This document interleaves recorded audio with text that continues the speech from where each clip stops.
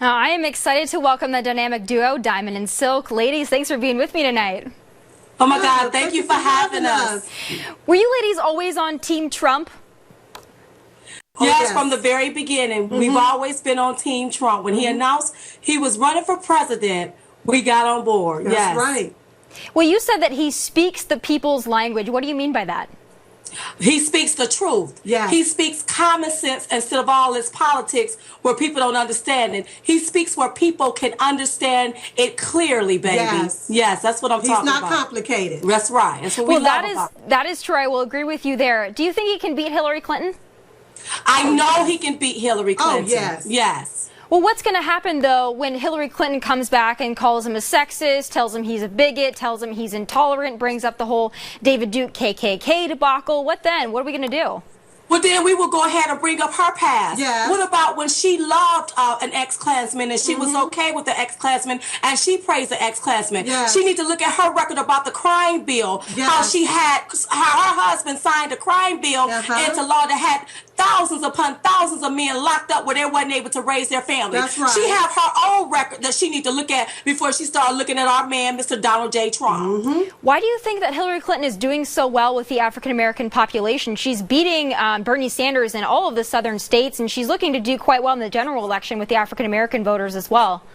Well, I beg to differ. I don't think she's doing all that well. She may be doing well up against Sanders, but I don't think she'll do well up against Donald Trump. Listen, people want opportunities. That's right. African Americans want opportunity. They're tired of living in poverty, being underemployed, unemployed. They want opportunities, and that's why, listen, we don't want a broke president. No, we don't. We want a president that signs the front of those checks, not the back of those checks. If you ever want to know what's going on with the body of people, look at the head. That's why we need our head to be prosperous, so the body of people can be prosperous. And if you go to diamondandsilk.com, you'll see exactly why we stump for Trump and why it's time for everybody to get on the Trump train and stump for him too. Yes. What do you guys think about this new movement, this Never Trump movement? Do you have thoughts?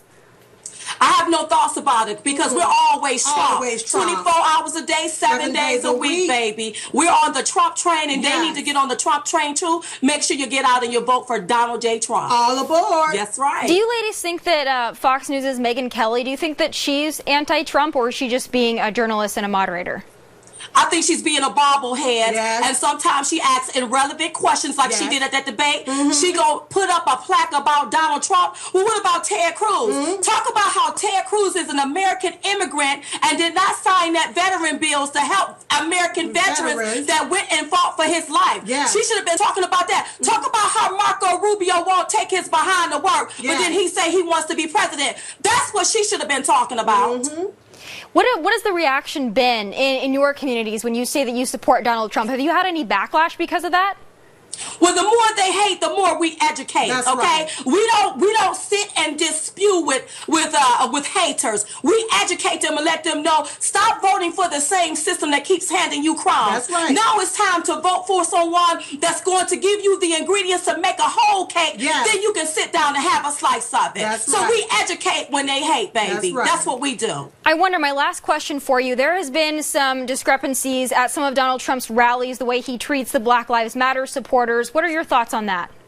My thoughts is this: when you go in a Trump rally, go in there and be quiet so you can see what's going on. I'm okay with anybody having free speech, but feel free to speak your speech out in the streets, not inside of his rally. I would like to call on Jesse Jackson and Al Sharpton to come on your little networks and let these black boys and black girls know that you don't go in nobody's forum being disrupted. Anybody forum. It ain't nothing cute about it, and I'm not for all of that. When you go inside of a rally, be quiet so that you can see what's going on. If you're not going there to be part of it, then don't go at all. Stay home. Stay out of the rally. That's right.